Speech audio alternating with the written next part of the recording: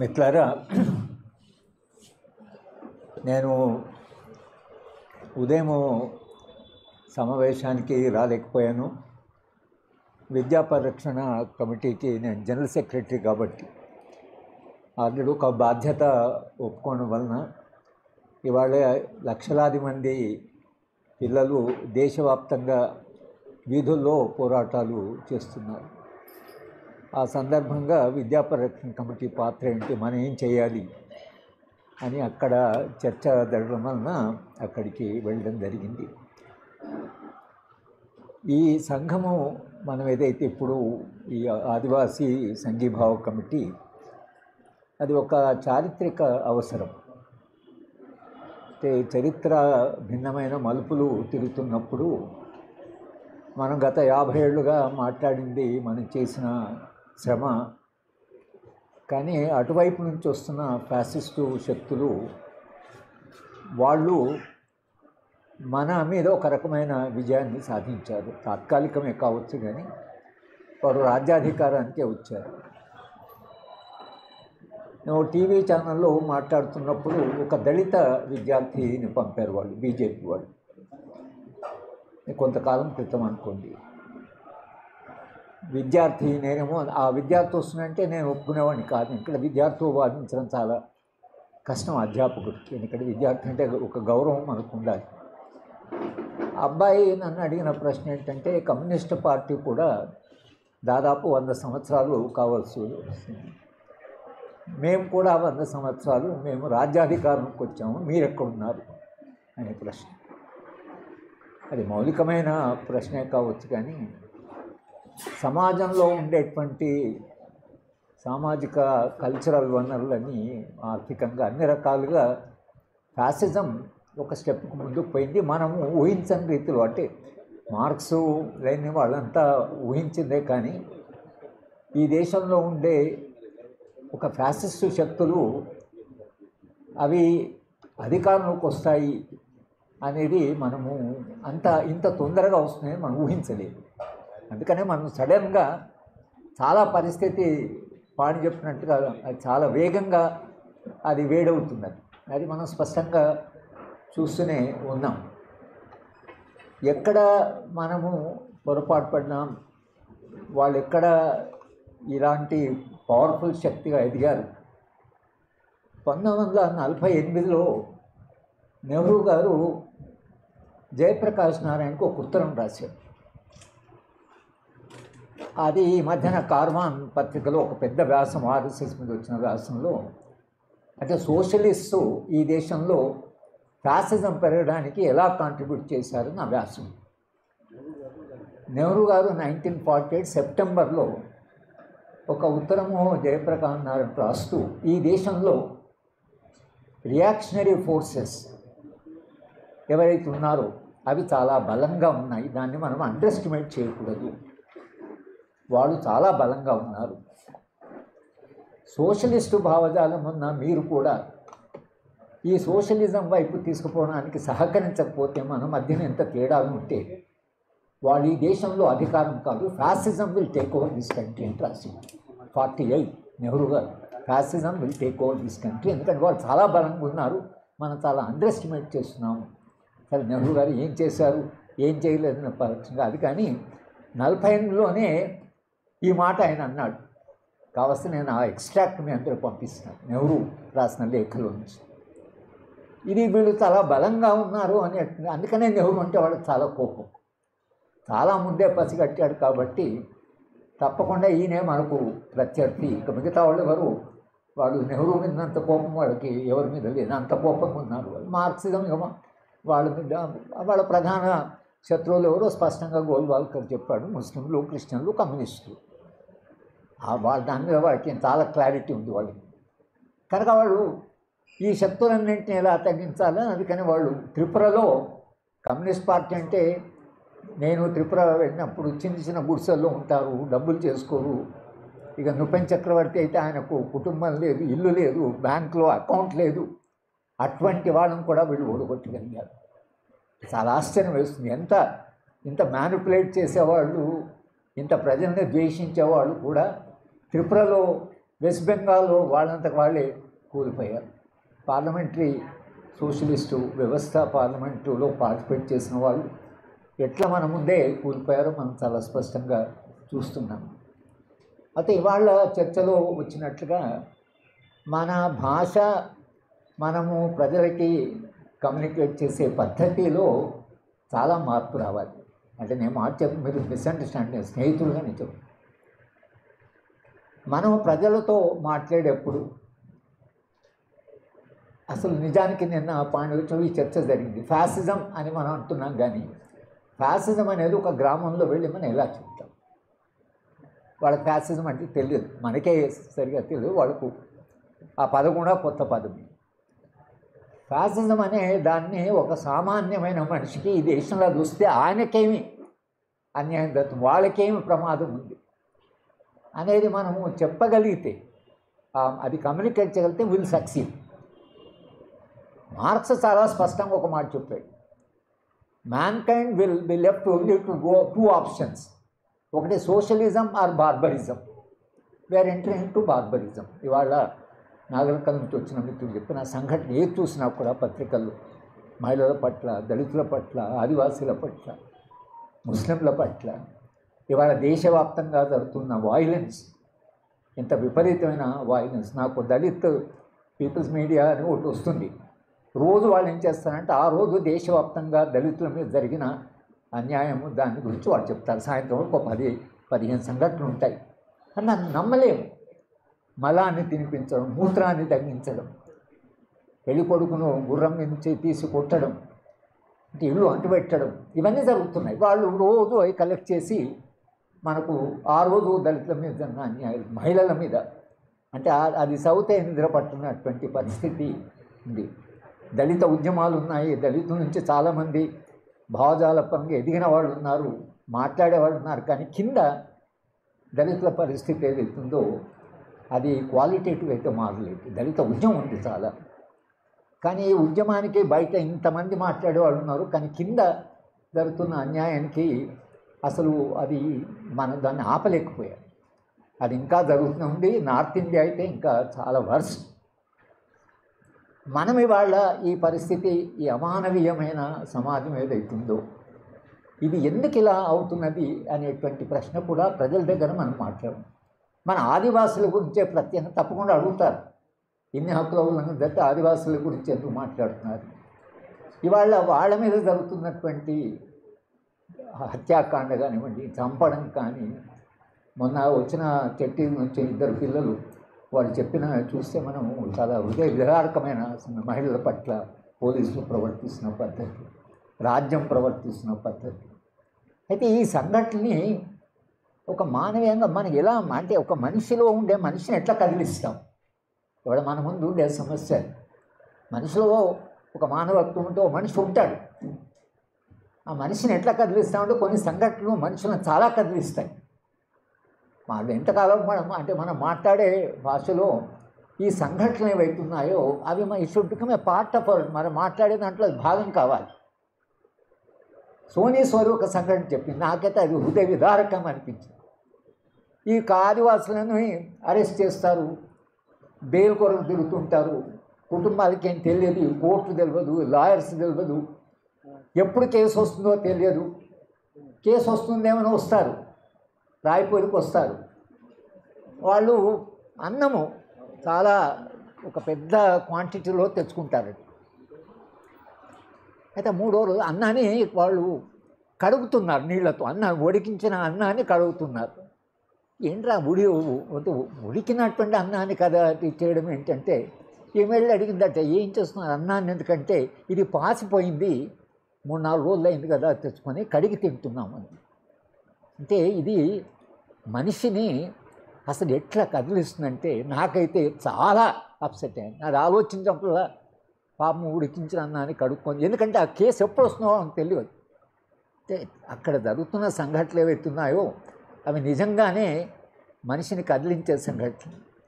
మన భాషలో కానీ, మన భావాలు చెప్పేప్పుడు కానీ, మనుషులతో మాట్లాడేప్పుడు కానీ, ఎవ్రీడే లైఫ్లో, మన నిత్య జీవితంలో, లక్ష్మణ్ కూడా అన్నా, నిత్య జీవితంలో మనం మన స్నేహితులు కానీ, తెలిసిన వాళ్ళు కానీ, చుట్టుపక్కల వాళ్ళకి కానీ మనం ఎలా ఆ మనుషులైతే సంఘటన చెప్పేప్పుడు ఇట్లా సమాజంలో జరుగుతున్నది, దాంతో మెయిన్ స్ట్రీమ్ సమాజంలో జరుగుతున్న అన్యాయాలు, పిల్లల్ని చంపడం, పిల్లల తల్లిని చంపడం, భార్య భర్తను చంపడం, భర్త భార్యను చంపడం, ఇవైతే రోజు మన చుట్టూ పేపర్లు వస్తున్న సంఘటనలు చూస్తే మనకు తల్లి నగర కర్నూలులోని ఆమె నలుగురి పిల్లల్ని తీసుకెళ్ళి ఆగ్రహంగా ఒక పిల్లోని తర్వాత కృష్ణానదిలో పడేసింది.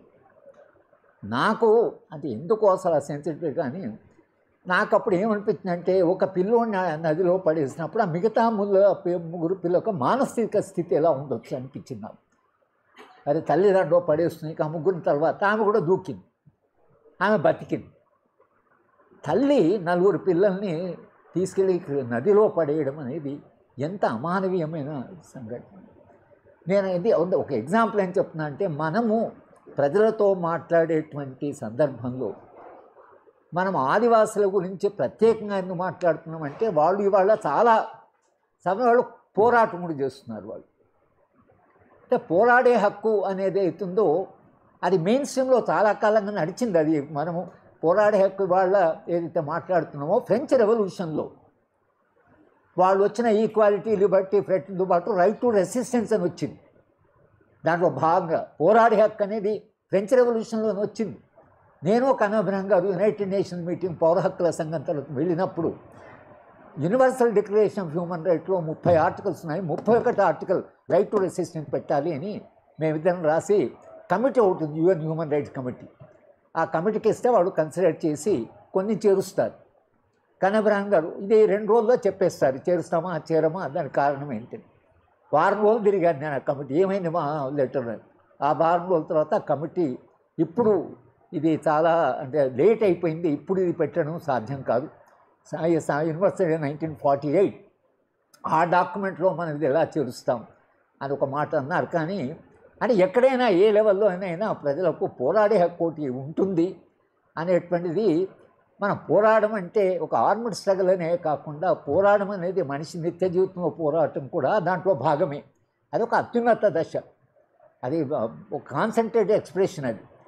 కానీ రోజువారీ జీవితంలో మనుషుల జీవితంలో ఉండే పోరాటాలు ఏవైతున్నాయో, ఇంట్లో జరుగుతున్న పోరాటాలు, బయట జరుగుతున్న పోరాటాలు, కులాల మధ్యన పోరాటాలు, ఇవన్నీ కూడా మన కన్సర్నే. మనం సమాజం ఎటువంటి సమాజం కావాలనుకుంటామో అది చాలా ఇంపార్టెంట్. మనకు స్పష్టంగా ఎటువంటి సమాజం కావాలి అని ఇప్పుడు రాదు, అది మన జీవితకాలంలో వస్తుందని అనుకోండి లేదు. మేము శాంతి చర్చలప్పుడు పార్టీ వాళ్ళని కలిసినప్పుడు వాళ్ళు స్పష్టంగా ఇది సుదీర్ఘమైన పోరాటం, ఇది ఇప్పుడు వచ్చేది కాదు, ఇది ఒక ప్రయోగం, ఇది ఒక బాట వెతకడం. మేము ఒక మార్గాన్ని వెతుకుతున్నాం, ఒక మంచి సమాజం రావడం ఒక మార్గాన్ని వెతుకుతున్నాం. కానీ దీనికి చాలా కాలము పడుతుంది. అంటే ఇది ఇంత చారిత్రక స్పృహ ఉంటే తప్పించి అంత సాక్రిఫైస్ సాధ్యం కాదు. సమాజం ఎప్పుడో మారుతుంది, ఇప్పుడు మనమే మారుస్తామని కాదు, ఎప్పుడో మారుతుంది. కానీ మారుతుందనే విశ్వాసం మనకు ఉండాలి. ఉంటే ఇది ఈ తరంలో మనం చేసాము అనే సంతృప్తి ఉంటే వచ్చే తరంలో ఇంకెప్పుడైనా ఒక రమణీయమైన సమాజం వస్తుంది అనేటువంటిది. లేకపోతే మనము కమ్యూనికేట్ చేయలేము, మనం చాలా డిస్యూజన్ కూడా అయిపోతాం. ఎవరా వస్తుందా రాదా, ఎంతకాలం ఈ పోరాటం. బాలగోపాల్తో ఎవరో మా పౌర హక్కుల సంఘం సార్ ఎంతకాలం ఈ ఫ్యాక్ట్ ఫైండింగ్ కమిటీ చేస్తాం సార్, ఎన్ని చేస్తాం అంటే బాగా చంపేవాడే అలసిపోయినప్పుడు మనం అలసిపోతే ఎట్లా, వాడు అలసిపోవాలి కదా మనిషిని వాడు అలసిపోలేదు, మనం అలసిపోతే ఎట్లయితుంది అంటే అది ఆ మొత్తం పోరాటంలో అది జరుగుతూనే ఉంటుంది. కానీ నా దృష్టిలో ఈ సంఘం ఒక్కసారి నా అనుభవంలో ఏంటంటే, ఇన్ని సంఘాలు కలిసినప్పుడు వేరే సంఘం బాధ్యత తీసుకుంటుంది. సరే ఇంతమంది ఉన్నారు కదా, మనం ఒకరము దాంట్లో కాంట్రిబ్యూట్ చేయకపోతే ఏమిటి అనేటువంటి ఒక ఆలోచన. ఎందుకంటే మాకు Telangana people joint action committee, మాకు 18 సంస్థలు ఉన్నాయి, తెలంగాణ జాయింట్ యాక్షన్ కమిటీ. ఆ సంఘాల్లో 2-3 సంఘాలు చాలా యాక్టివ్ పని, మిగతా అంటే అంతా చేస్తున్నారు కదా సార్, చాలామంది ఆ గ్రామంలో పరమైన వాళ్ళు ఉన్నారు కదా వాళ్ళు చేస్తారు అని. ఇది అలాంటివి జరగకూడదు. ఇది ప్రయోగం అంటే ప్రతి వాళ్ళు ఇది మన ఉద్యమమే అనుకోవాలి, అనుకుంటేనే సాధ్యమవుతుంది. ఇది నా ఉద్యమం, మా సంఘం ఉద్యమం, నా ఉద్యమంలో భాగం ఒక విశాల సంఘంలో మనం భాగమే. కానీ ఈ పోరాటం మన పోరాటము అని అనుకుంటేనే మన సభ్యులు వాళ్ళు చేసే పని వాళ్ళు చాలా కష్టపడి పనిచేయడానికి సాధ్యమవుతుంది. ఇవాళ మనం చేస్తున్న ప్రయోగం ఇది చాలా చరిత్రలో ఇది ఒక అవసరం. మనము అది అవసరంగా భావించి అది అలా ఒకవేళ మనం పనిచేయగలిగితే ఇన్ని సంఘాలు ఉన్నాయి కాబట్టి. అయితే వాణి చెప్పాడు ప్రొసెషన్ తీయాలి, అవి ఊరేగింపులు చేయాలి, అవన్నీ సరే. ఆ ఊరేగింపులో కూడా మనకేం జరిగిందంటే డిటిఎఫ్ వాళ్ళు ఒక గ్రామంలో వాళ్ళు సభ పెట్టి ఊరేగింపు చేస్తున్నాం. నేను కూడా నడుస్తున్నాను. మహిళలు బయట నిలబడి చూస్తూ ఇంకా జీతాలు పెరగాలనేమో, వాళ్ళు నిజంగా జీతాలు లేని లేదు, ధరలు తగ్గించాలి, అందరికీ అవకాశాలు, స్లోగన్స్ అన్నీ వేరే ఉన్నాయి. కానీ సాధారణమైనటువంటి మహిళకి ఏమంటే ఈ సంఘాలన్నీ వాళ్ళ కొరకే పోరాడితే మన కొరకు పోరాడే సంఘం కాదని వాళ్ళు అనుకుంటున్నారు. వాళ్ళు అంటున్నారు ఇంకా జీతాలు పెరిగింది సరిపోదా అంటే, జీతాల కొరకు కాదమ్మా ఇది, అందరికీ అవకాశాలు, అందరికి పని కావాలి, అందరూ ఆ సమయం చూడండి మా దాంట్లో స్లోగన్స్ అంటే అది వాళ్ళ అభిప్రాయం మన పట్ల, వీళ్ళ కొరకే పని చేసుకుంటారని. ఆ అభిప్రాయం చేయడానికి కొరకని కూడా మనము ఎట్లా కమ్యూనికేట్ చేస్తామనేది కూడా. కానీ నిజంగా ఇన్ని సంఘాలు ఉన్నప్పుడు జాతీయ స్థాయిలో కూడా మనం కొంత మొబిలైజ్ చేయగలిగినప్పుడు విశాలమైన ప్రజానీకాన్ని కదిలించగలిగాలి. ఎట్లా ఇప్పుడు ఇక్కడ మన ఏ మీటింగ్ పెట్టినా మనకు సంబంధించిన వాళ్ళు లేదా బ్రాడ్గా వాళ్ళే వస్తున్నారు, మిగతా వాళ్ళు రావడం లేదు. అది వాళ్ళు పెట్టుకుంటారు, వాళ్ళు మాట్లాడుకుంటారు అనుకుంటారు, కానీ వాళ్ళ సమస్య అని కూడా అనుకోవడం లేదు అసలు. ఎందుకు అనే ప్రశ్న మనం అడగాలి. ఎందుకు మనం మాట్లాడే సమస్య మీద మిగతా సమాజంలో భిన్న వర్గాలు ఎందుకు అసలు విందాం, వీళ్ళు ఏం చెప్తారో చూద్దాం, ఏం మాట్లాడుతున్నారో చూద్దామనే ఆసక్తి తగ్గిందా, లేక మన మీద వీళ్ళు ఇదే మాట్లాడతారు ఎప్పుడైనా అని అనుకుంటున్నారా, అది మనకు తెలియదు. కానీ నా జీవితానుభవం నుంచి నేను ఎగ్జాజరేషన్ అవుతుంది అట్లా చెప్పకూడదు అనుకోండి, అది సభా మర్యాద కూడా కాదు. కానీ నేను మావోయిజం మీద ఆర్మీతో మాట్లాడాను, వైష్ణవ్తో మాట్లాడాను, పోలీస్ అధికారులతో మాట్లాడాను. నేను మాట్లాడిన సెక్షన్ లేదు, జ్యుడిషియరీ జడ్జెస్తో మాట్లాడాను. కానీ మావోయిస్ట్ స్ట్రగుల్ గురించి మనం ఎట్లా వాళ్ళకి చెప్తామనేది ప్రశ్న. అడుగుతుంటారు ఇదంతా ఏంటి అసలు, అది ఇది ఏమి చెప్తున్నారు, జడ్జెస్ కూడా అట్లే మాట్లాడుతుంటారు. నేను వాళ్ళని ఒక్కటే అడిగేవాడిని, మా రాష్ట్రంలో ఈ ఉద్యమ ప్రారంభం ఏదైతుందో కరీంనగర్ జిల్లాలో ప్లేన్ సొసైటీలో ప్రారంభమైనప్పుడు ఒక విప్లవకాడిని నేను వెళ్ళి, అప్పుడు 77లో నిషేధం ఎత్తివేశారు. అప్పుడు నేను కరీంనగర్లో నేను సీతారామరావు ఆయన ఇప్పుడు వైష్ణవ్ మేము ఇద్దరం కలిసి తిరిగాం. అడిగాం వాళ్ళని ఎందుకు ఉద్యమాలకు వచ్చారు.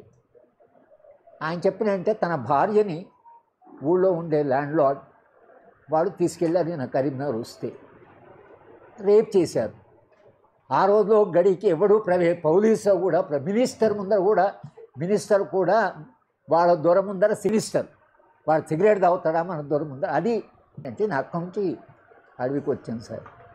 నేను అడవికి వచ్చి ఈ 25,000 మంది మొబిలైజ్ చేసి మేము వెళ్ళి ఆ ల్యాండ్ లార్డ్ని చంపాము. ఇది నేను వాళ్ళకి చెప్తాను. మీరు ఇప్పుడు ఏం చేయమంటారు ఆయన? ఇప్పుడు ఆ మనిషి ఏం చేయాలి? మీరు జడ్జిలు కదా, ఆర్మీలో ఉన్నవాళ్ళు, మీరు ఏం చేయమంటారు జనాన్ని? ఇంత హెల్ప్లెస్గా సమాజంలో నెట్టబడిన మనిషి ఏం చేస్తాడు? జవాబు లేదు. ఐఏఎస్ ఆఫీసర్కి చెప్పడానికి పోతే, ఇప్పుడు మా అమ్మాయిలు అంతా ఇక్కడ ఉన్నారు ఐఏఎస్ ఆఫీసర్స్గా, వాళ్ళంతా పోలీసుతోనే లెక్చర్ ఇప్పిస్తున్నారు ఐఏఎస్ ఆఫీసర్లకి. ఈ అమ్మాయిలు ఏం చేస్తారంటే ఇది ఒక్కటే పాయింట్ ఆఫ్ వ్యూ చెప్పిస్తున్నారు, మాకు అదర్ పాయింట్ ఆఫ్ వ్యూ లేదని డైరెక్ట్తో పోరాడు, లేదమ్మా పిలవకూడదని మనకంత ఇన్స్ట్రక్షన్స్ ఉన్నాయి. వీళ్ళు ఏం చేస్తారు, మేమే పిలుచుకుంటాం, సారు పేరు మేమే పే చేస్తాం. ఇక నన్ను పిలిచారు. పిలిచినప్పటి నుంచి డైనింగ్ హాల్లో బయట రానిగా చూస్తాం, ఆయన సంగతి తేల్చి పారేస్తాం, ఏం మాట్లాడుతాడో చూద్దాం. ఇట్లా వాళ్ళు భయపడ్డారు కొన్ని. నేను వెళ్ళిన తర్వాత నా రూమ్కి వచ్చి ఏం చెప్పండి, సరే చాలా టెన్స్గా ఉంది, మీరు మనం పిలుస్తున్నాం అన్నప్పటి నుంచి వీళ్ళంతా ఒకటే గొడవ చేస్తున్నారు, సభలో కానీ లెక్చర్ అప్పుడు మిస్బిహేవ్ చేస్తే మీరు ఏమనుకోవద్దు, అందుకని ముందే మీకు కాస్ట్యూమ్ చేస్తున్నామని. నేను మాట్లాడిన తర్వాత ఒక్కడు మాట్లాడు, అందరు సైలెంట్ కూర్చున్నారు. అడగండి ప్రశ్నలు అన్నట్టు ఎవడు ప్రశ్న అడగండి. ఈ అమ్మాయిలు చూస్తున్నారు, ఏమైంది నిన్నదాకా అర్చిన వాళ్ళు. ఎక్కడ ఎంటర్ ఒకటి మనం బిల్డ్ చేసేది ఎట్లా ఉండాలంటే ఎదుటి వాడిని ప్రశ్నించేవాడు. ఉద్యమాల వెనుక ఉండేటువంటి ఆ రిప్రెషను, దాని వెనుక మనుషుల బాధ, ఏ పరిస్థితిలో వాళ్ళు నెట్టబడ్డారు, అనేటువంటిది కొంచెం మనం లోతుగా విశ్లేషించి ఒక మానవీయ దృక్పథంతో దాన్ని చెప్పగలిగితే ఇప్పటి కూడా మన సమాజానికి కొంచెం, ఎందుకంటే ఎలా భారతీయ జనతా పార్టీ ఏమన్నామనండి ఓడిపోయారు, వాడు ఒప్పుకోకపోతే కానీ ఓడిపోయారని వాళ్ళు ఒప్పుకోవడానికి సిద్ధంగా లేదు. ఎక్కడో మన జస్టిస్ సుదర్శన్ రెడ్డి గారు ఇక్కడే పైన మాట్లాడుతూ మన మాడుభూ శ్రీధర్ బుక్ తెలిచేసి ఆయన అన్నాడు, మనంతా మాట్లాడుతున్నాం ఫ్యాసిజం అని అంటున్నాం, గొంగడి గోచిగాడు గోచి పెట్టుకున్నాడు అని వాళ్ళు ఓడగొట్టాడు, మనం కాదని చెప్పాడే. కనుక సాధారణమైన ప్రజల్లో సమస్యలు వస్తున్నాయి, వాళ్ళు తోచిన విధంగా వాళ్ళకున్న అవకాశాల్లో ఆ పార్టీని ఓడగొట్టారు. కనుక మనం విశ్వాసం కోల్పోవడానికి లేదు, ఆ పార్టీగా తప్పదు, వాడు ఫ్యాసిజం వస్తుంది, వాడి ఆగ్రహాన్ని వాళ్ళ విధంగా చెప్పాడు. వీళ్ళు వచ్చారు కాంగ్రెస్ వాళ్ళు, ఇక్కడ ఏదో కాంగ్రెస్ వచ్చారు, వాడు తప్పులు చేస్తూనే ఉంటాడు. కానీ తప్పులు చేస్తున్నప్పుడు మనం చెప్పే దాంట్లో వాళ్ళ సమాజం వాళ్ళు ఎట్లా చూడాలి రాజకీయాన్ని మనం చెప్పగలిగితే, రాజకీయాలు ఇలా ఎందుకు జరుగుతుందని మనం నిజంగా సాధారణమైన మనిషికి చెప్పగలిగితే చైతన్య స్థాయి పెరుగుతుంది. ఇవాళ చరిత్రలో విశాల ప్రజారాసుల్ని కదిలించడమే, బయట ఉన్న ప్రజారాసుల్ని కదిలించడమే ఆదివాసీలు అనేది మన రెఫరెన్స్ పాయింట్. అందుకనే మిత్రుడు చెప్పినట్టు రాజ్యాంగంలో ఎన్ని లోపాలు ఉన్నా, నేను కూడా రాజ్యాంగం క్లాస్ రూమ్లో ఎప్పుడు కాంట్రడిక్షన్స్ ఇన్ కాన్స్టిట్యూషన్ చెప్పేవాడు, ఇప్పుడు ఆ పరిస్థితి లేదు. ఎన్ని కాంట్రడిక్షన్స్ ఉన్నా ఆ పరిస్థితి చెప్పేట్లేదు. రాజ్యాంగాన్ని గురించి చెప్పేప్పుడు షెడ్యూల్ 5, షెడ్యూల్ 6 ఎంత పోరాటాల ద్వారా వచ్చిందండి. Schedule 5, 1 of 70, Pisa, 2000 forest rights act, ఇవన్నీ కూడా ఆదివాసుల అనుమతి లేకుండా వీడు కార్పొరేట్ కానీ లోపలికి పోవడానికి వీలు లేదు అని రాస్తున్నాయి దీంట్లో స్పష్టంగా. అవన్నీ ఉల్లంఘించి వాళ్ళు పోతున్నారు. మనం సమాజానికి చెప్పేప్పుడు ఏముండాలి, రాజ్యాంగంలో రాస్తుండే బాబు, వీళ్ళు చెప్పుకుని ఒప్పుకున్న రాజ్యాంగమే, వాడు పోవడానికి లేదు. షెడ్యూల్ 5లో స్పష్టంగా ఏజెన్సీ ఏరియా డిక్లేర్ చేసింది, పోవడానికి లేదు. 1 of 70లో అదే ఉంది. SC ST అట్రాసిటీస్ ప్రివెన్షన్ యాక్ట్లో అదే ఉంది. ఇంకా ప్రివెన్షన్ యాక్ట్ అయితే వాళ్ళు ఒక 29 అట్రాసిటీస్ లిస్ట్ అవుట్ చేశారు. ఈ మొలం తినిపించడం, మూత్రం దాయించడం అన్నీ ఉన్నాయి దాంట్లో యాక్ట్లో. అవి మనం యాక్ట్లో చూడండి ఇన్ని రకాల దుర్మార్గాలు దొరుకుతాయి. ఇది అంటే చట్టంలో ఉంది. ఇది SC ST అట్రాసిటీలో కృష్ణన్ గారు శంకరం గారు వీళ్ళందరంతా కూర్చొని రాశారని ఎన్ని అట్రాసిటీస్ జరుగుతున్నాయి. కనుక అట్రాసిటీస్ ఏం జరుగుతున్నాయని చెప్పి తర్వాత అనే చర్చ రాజ్యాంగాన్ని రెఫరెన్స్ పాయింట్ చెప్తే వినడానికి కొంతమంది ఇస్తూ రోజు కొనే చదువు రాజ్యాంగాన్ని అంటే రాజ్యాంగంలో దానికి ఉండే లిమిట్ అంటే సబ్వర్సివ్ జ్యూరిస్ప్రుడెన్స్ అని చెప్పారు. రాజ్యాంగాన్ని ఉపయోగించే మనము రాజ్యాంగాన్ని విమర్శించవచ్చు. ఇప్పుడు ఆనంద్ తెల్తుండే గారు ఏ లెటర్ టు డాక్టర్ అంబేద్కర్ అని 500 పేజీల పుస్తకం అది రాబోతున్నది.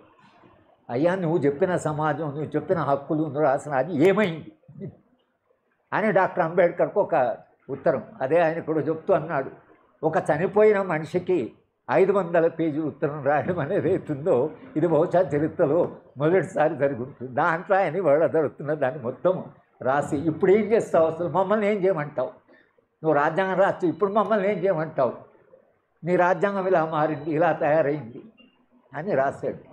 కనుక రాజ్యాంగాన్ని మనము రెఫరెన్స్ పాయింట్గా పెట్టుకుంటే కొంత విశాలంగా చర్చని చేయవచ్చు అనేది కూడా నా అభిప్రాయం. భిన్నమైన అభిప్రాయాలు ఉండొచ్చు కానీ నా అభిప్రాయాన్ని చెప్తున్నా, దాని మీద మనము తర్వాత కూడా చర్చించవచ్చు, ఆలోచించవచ్చు. ఈ కన్వీనర్గా నాకు చేశారు కానీ నేను ఇప్పుడు 6వ సంఘమో 7వ సంఘానికి కన్వీనర్లో ఏదో ఉన్నాను. సరే చాలామంది అంటే పని మేము చేస్తాం కానీ కాస్త మీరు ముందుండి నడపాలని అంటున్నారు. ఇది చాలా ప్రధానమని ఇన్ని సంఘాలు ఉన్నా కూడా, అన్ని సంఘాలతో ఉన్నా కూడా ఇది కూడా చాలా ఇంపార్టెంట్ ఇష్యూ కాబట్టి నేను ఈ దీంట్లో కలిసి మనం పనిచేయడం అనేది నాకు కూడా, మీరు ఇంతమంది ఉన్నారు, ఇన్ని సంఘాలు ఉన్నాయి, ప్రజలతో సంబంధాల సంఘాలు ఉన్నాయి, రాజకీయ సంఘాలు ఉన్నాయి. కనుక మనం ఎక్కడో దీన్ని కాస్త ఈ అట్రాసిటీని దళితుల మీద జరుగుతున్న దాడులు అవుతుందో ఒక విశాలమైన ప్రెషర్తో తగ్గించగలము అనేటువంటిది నాకు కూడా ఎక్కడో చిన్న హోప్ ఉంది. దాని కొరకు మనం పనిచేద్దాం. మీ అందరితో కలిసి పనిచేయడం అయితే నాకు కూడా ఒక జీవితంలో సంతృప్తిగానే ఉంటుందని చెప్తూ మీ అందరినీ అభినందిస్తూ నేను సెలవిస్తున్నాను.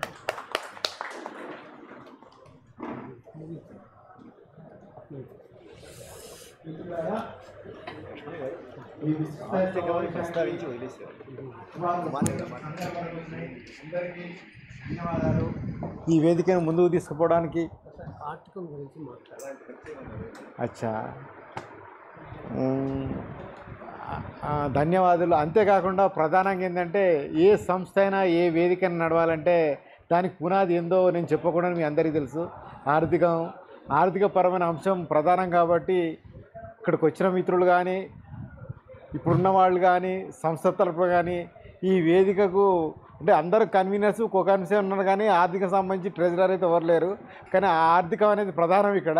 దానికి సంబంధించి మరి కోఆర్డినేటర్ ప్లస్ కన్వీనర్ గారు ఏం చెప్పలేదు. కానీ అతనికే సంస్థల తరపు నుంచైనా సరే వ్యక్తుల తరపు నుంచైనా కానీ ఎంతో కొంత కాంట్రిబ్యూట్ చేసుకుంటూ ఉంటే రేపటి 26 తారీఖు నాడు ప్రెస్ మీట్ కానీ వచ్చే నెల జరిగే 20-21 ప్రోగ్రామ్స్ కానీ విజయవంతం అవుతాయి. కాబట్టి ఏమీ అనుకోకుండా సంస్థలు కానీ వ్యక్తులు కానీ ఈ నెలాఖరు కల్లా తలా ఒక 5,000 రూపాయలు ప్రొఫెసర్ లక్ష్మణ్ గారికి అందజేయాల్సిందిగా వేదిక తరపున కోరుతున్నాను. ఈ సమావేశం ఇంతటితో ముగిసిందని కూడా ప్రకటిస్తున్నాను. ఇప్పుడు జర్నలిస్ట్ సంఘం 5,000 రూపాయలు ఇప్పుడే ఇస్తుంది. అట్లనే అరగోపాల్ సార్ కూడా ఎంతో కొంత సాయం చేయాలని కోరుతున్నాం. రాజుగారు బిఎస్ రాజు గారు కూడా 5,000 రూపాయలు ఇస్తున్నారు.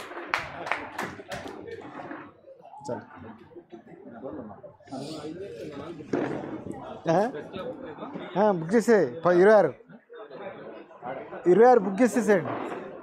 అయిపోయింది.